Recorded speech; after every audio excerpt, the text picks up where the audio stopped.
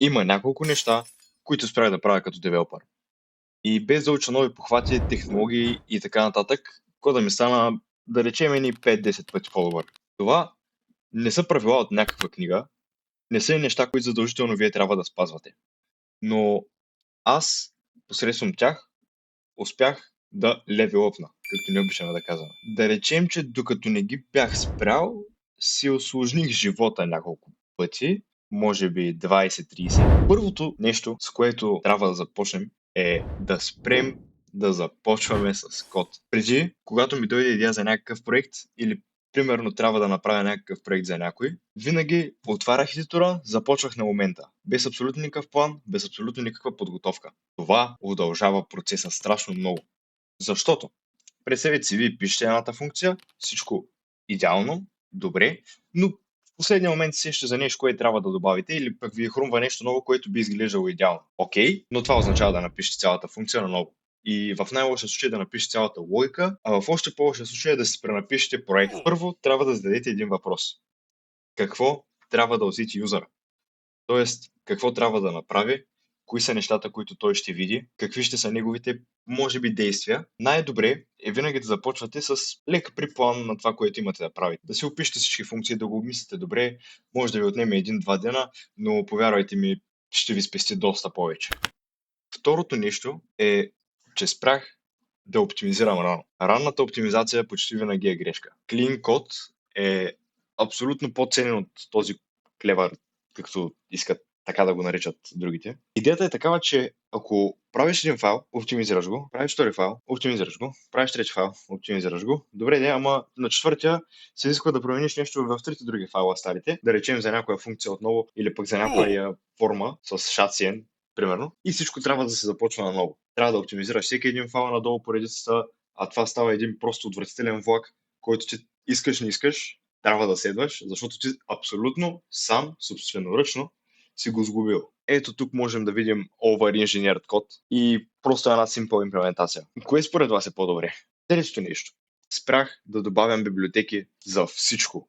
Всяка библиотека идва, представете си, с една верига. И понякога не си струва вие да закачите тази верига на проекта, защото просто няма смисъл. Колкото повече dependency, колкото повече library, толкова по-голямо натоварване за вашия проект. И представете си евентуално, че утре library спре да работи или спрат да го поддържат. И вие какво правите? Ще намерите ново? Има някои неща, които и сами може да си ги напишете, не са толкова фрапантни, не е нещо, кой знае какво. Но все пак, ако сте сигурни в лайбрарито и това, че то не компенсира с продуктивитето и статистиките на вашето веб приложение, се напълно свободни да го използвате, когато и където и както си поискате. Четвърто нещо е, спрях да игнорирам стейтовете.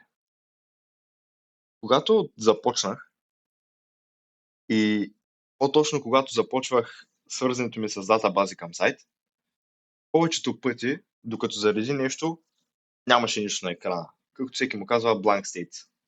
Буквално. Това не е нещо, което трябва да се случва. Винаги трябва да си имаш state и евентуално Optimus QI за всичко, което се случва. Дали ще е loading, дали ще е някакъв error, дали ще е disabled, те не са просто един малък детайл. Те са отделен нов фичър.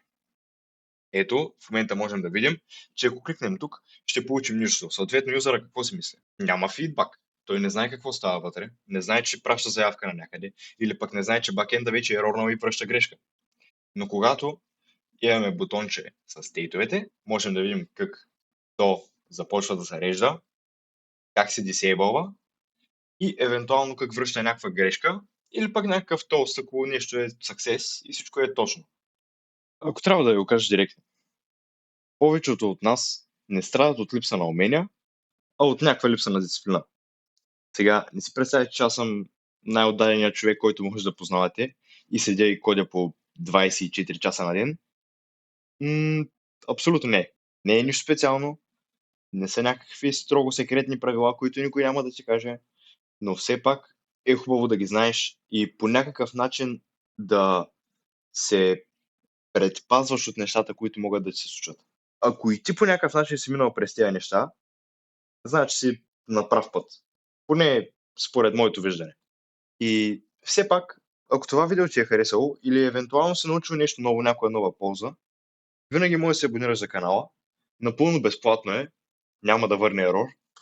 И можеш да харесаш видеото и да оставиш едно коментарче.